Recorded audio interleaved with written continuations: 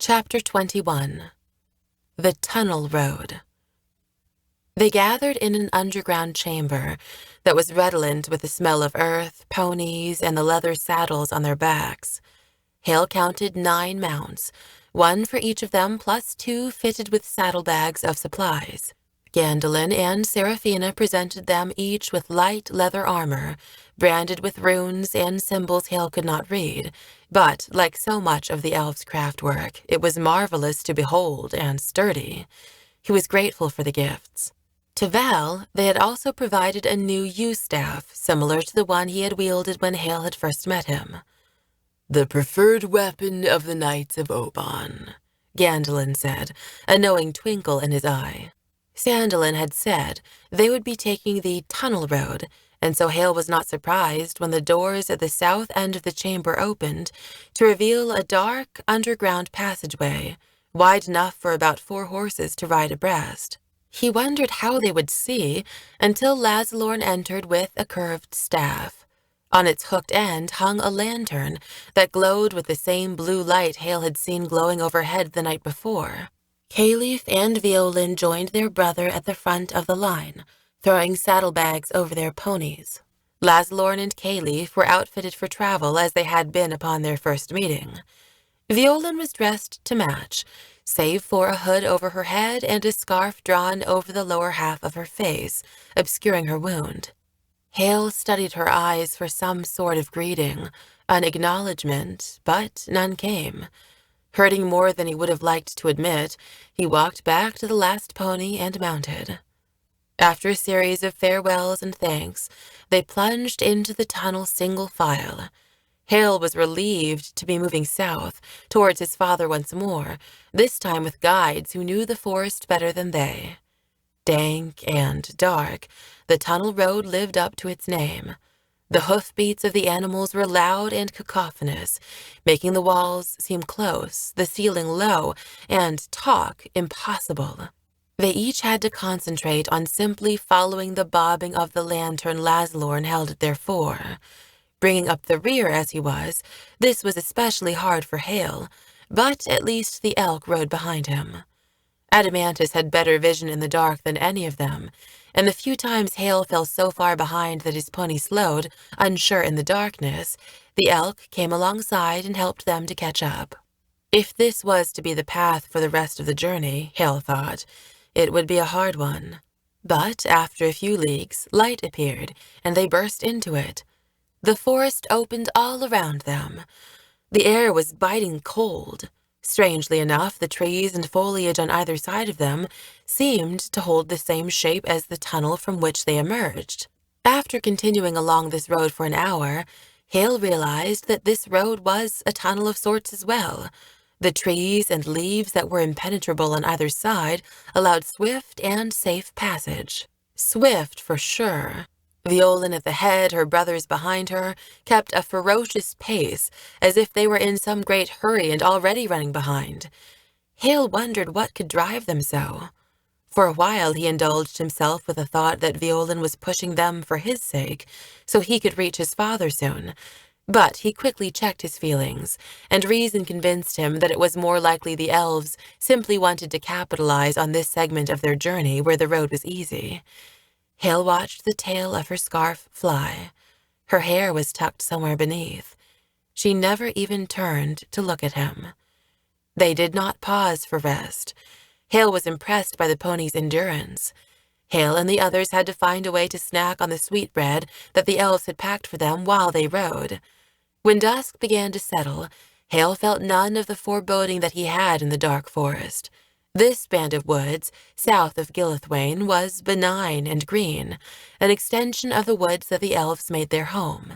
Haille was wondering if they would camp in the middle of the road for the night, since the sides were so impenetrable. But before he could ask, the beating of the pony hooves slowed. Ahead, the tunnel grew smaller, and the road stopped in a dead end of briars, roots, and tree limbs. They all had to dismount and follow, stooping, along a narrow footpath to go any further. Val held back a branch for Caitlin while Cody cursed, mumbling about his knees and back being too sore to crawl on all fours. At the head of the line, Veolin was crouched down in weeds and thorns, advancing slowly. Haille was wondering if they had become lost, the road overgrown and impassable, when Veolin stopped and waved her hand in the air as if tracing out a letter. She did this a few times, her veil moving as she spoke a few words Haille did not catch. With a tearing noise, like that of roots being torn from soil, the foliage in front of them quivered and wrenched apart. When the movement was finished, the way stood wide open. The living doors had been parted. Lazalorn and Karrith led their ponies through, and the others followed. Haille tried hard to imitate Val's indifference to the magic. The captain stepped through the green gateway with the same nonchalance that he might use walking through the curtain wall of a castle. But Haille felt more like Cody and Caitlin, who stepped through with heads turned up and mouths agog. "I've read about it, but it is so different to see magic in person," Caitlin said in a breathless rush. When all of them were past, Veolin returned to the opening, made a few more signs in the air, followed by words that Haille did not recognize, and the doors closed on the tunnel road. Once shut, the place looked no different from any other thick patch of green and brown growth in the forest. Just before Veolin turned, she waved. Another elf appeared, betrayed only by the movement of his own hand in response to Veolin's.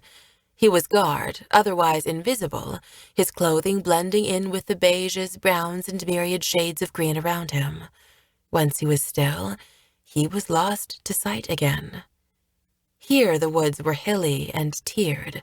The land was taking steps downward toward Vorax, the swamp that separated the Sidon forest from Karrith.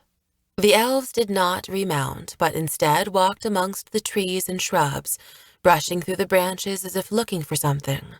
Lazalorn strode farther into the woods. Haille watched the elf's bow, slung onto his back, occasionally appear between branches. Karrith and Veolin were lost in whatever task of discovery they had set themselves to, while the others waited in patient silence. Haille felt useless.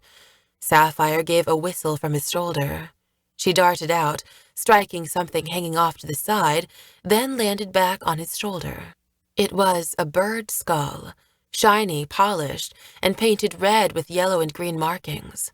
Bits of blue feather were tied to the cord hanging it in space. It was no wonder Sapphire had whistled so. It was a jay's skull. Cyan and azure perched in adamantous antlers, gazing at it with wary eyes.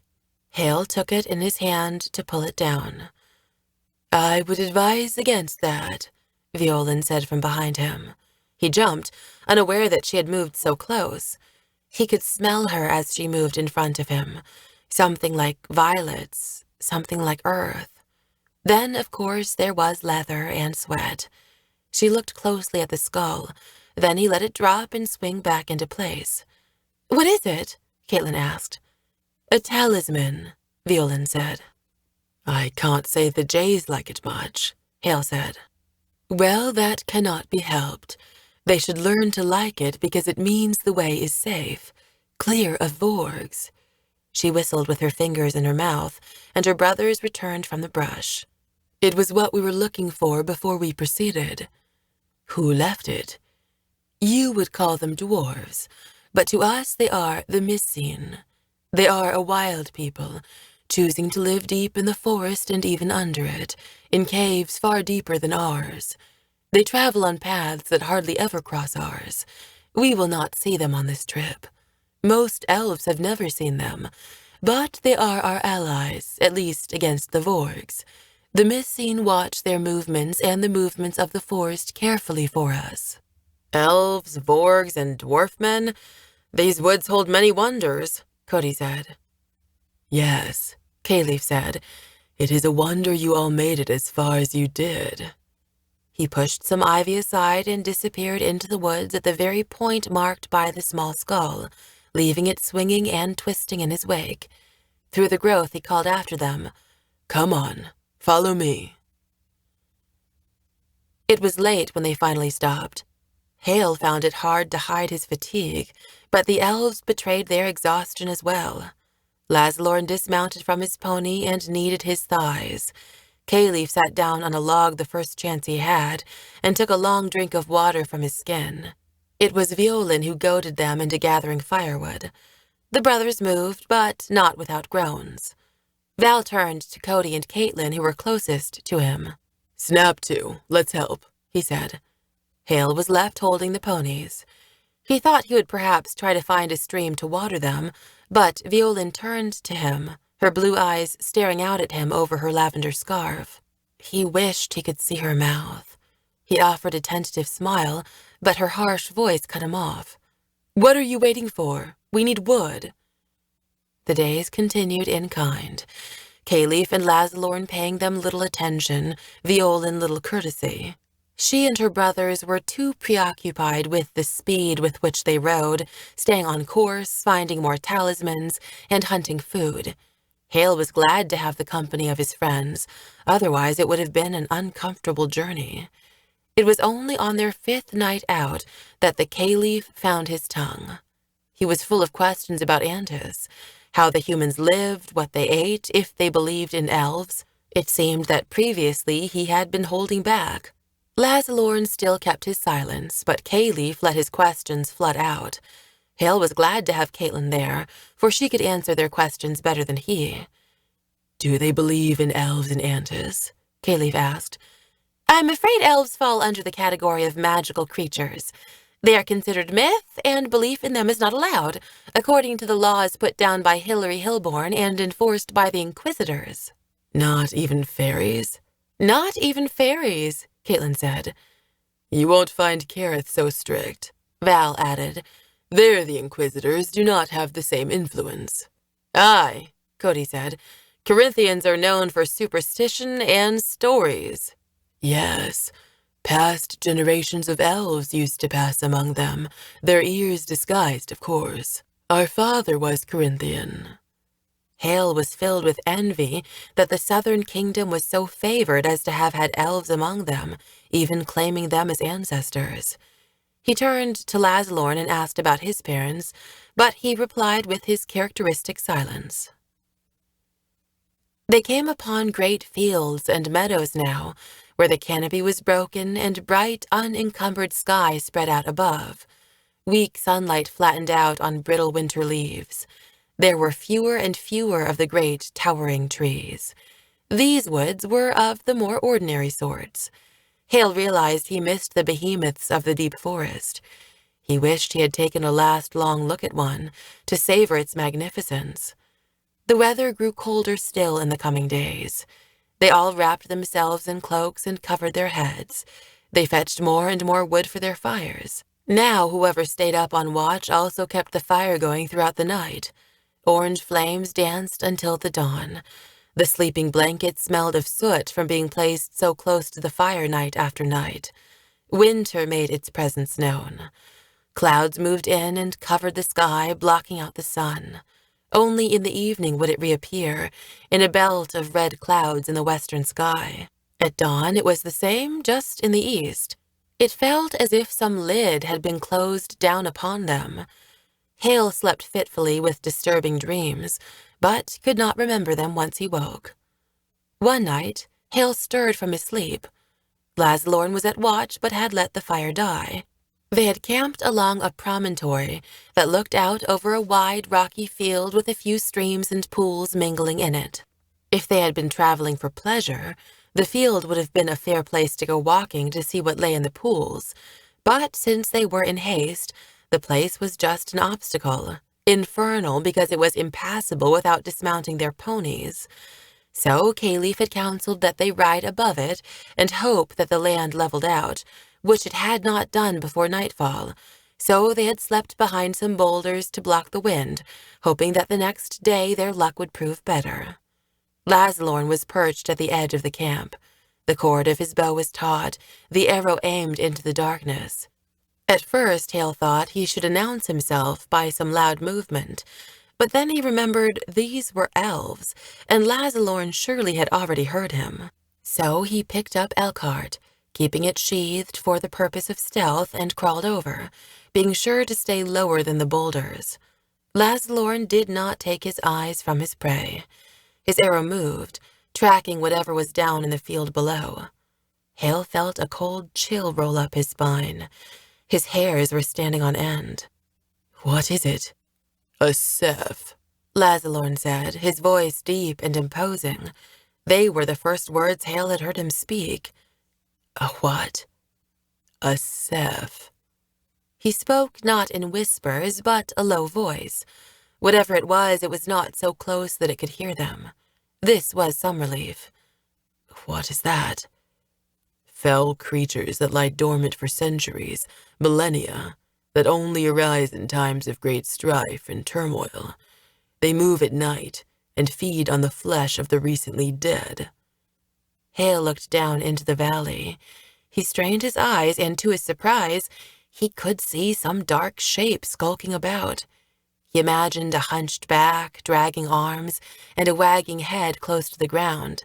But just as he thought he saw it, it was gone. He looked to Lazalorn. His arrow still moved, following the thing. "This is the second we have seen in a year." "The second?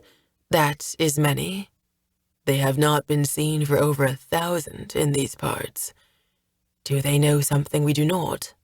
Lazalorn relaxed his pull on the string. The bow squeaked and straightened. The creature was gone. He looked at Haille. "These woods know many things we do not." Lazalorn went over to the embers and held out his hands, drawing what heat he could without relighting the fire. Haille went back to his blankets, but only sat, worry creasing his face.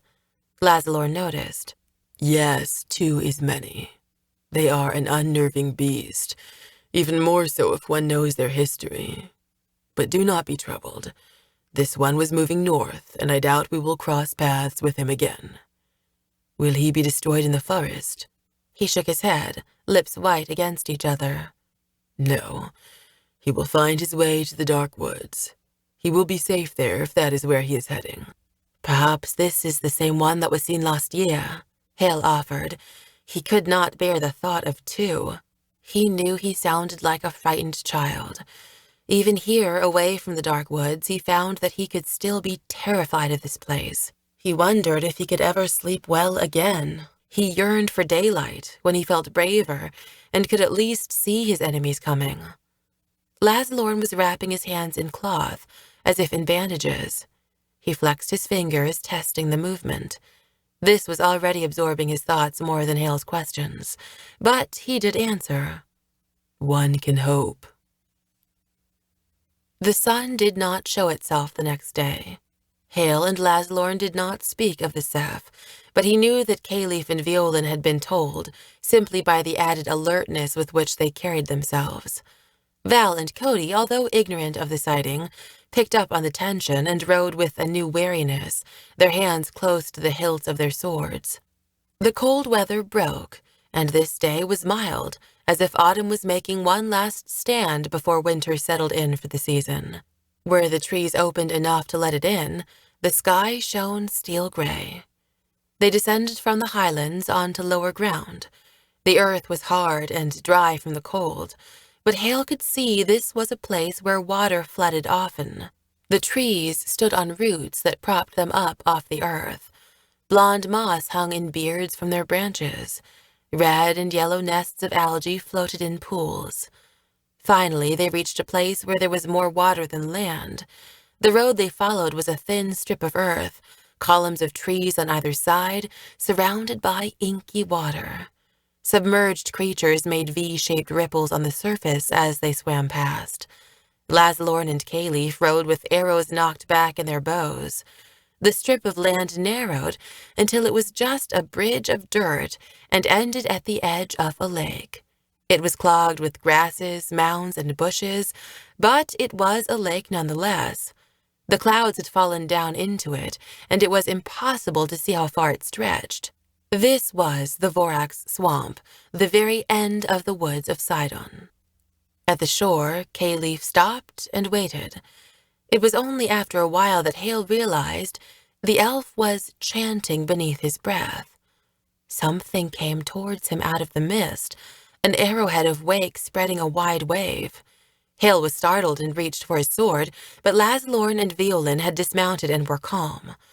When the shape came closer, Haille realized it was a raft. Tied to it were 2 poles, which Veolin and Karrith unfastened, the raft rocking and splashing with their movement. The elves transferred supplies from the ponies to rucksacks, which they handed to Val and Cody. "These are ponies of the forest. They would not serve you in Karrith." "Agreed," Val said, swinging one of the rucksacks onto his back and stepping onto the raft. "They have done their part here faithfully." The brothers pulled across in complete silence, the ponies disappearing with the shore. Laszlo and Karrith were at the sides of the raft. Veolin knelt at the front, peering into the mist. A few times she called out to steer them around some clump of soil, some tangle of weeds, but for the most part she said nothing. Haille leaned on Caitlin. This was Karrith on the other shore. They had reached the southern kingdom. The opposite bank looked just the same as the other, but in Haille's heart, he saw it as strange and foreboding. The raft scrunched up against the shore, waves lapping, grasses hissing. The jays were already there, bouncing in the bushes. The raft steady, Haille walked forward. Laszlo and Karrith did not offer their hands, but nodded solemnly as they held onto the poles.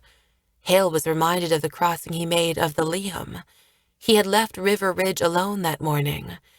This time he was grateful to be with his friends. Karrith grunted.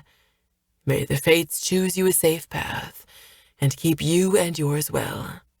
"Thank you. Thank you for all you have done," Haille said. "We are in your debt," Val said. "Hardly," was Laszlo's reply. "You brought us our sister. For that, we are in yours." Caitlin and Veolin embraced. Haille stopped short of wrapping her in his arms. He felt that that was a gesture reserved for females. Instead, he turned to Veolin and simply said, "Goodbye. Goodbye, Prince Haille." This was not what he wanted, a farewell so formal and impersonal.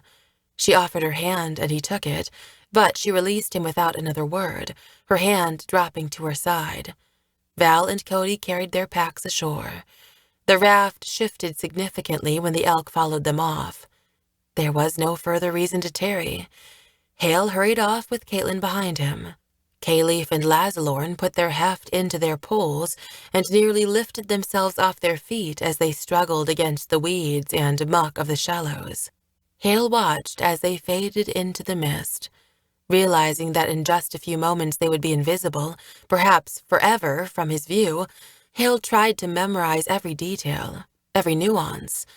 But that was impossible in the dying light and the thickening layers of mist that gathered like wads of cotton over his eyes. Haille realized that he did not care much about remembering Laszlo and Karrith. He looked at the figure he wanted most to remember, and with her brothers' backs turned, just before she disappeared into the clouds, she looked back.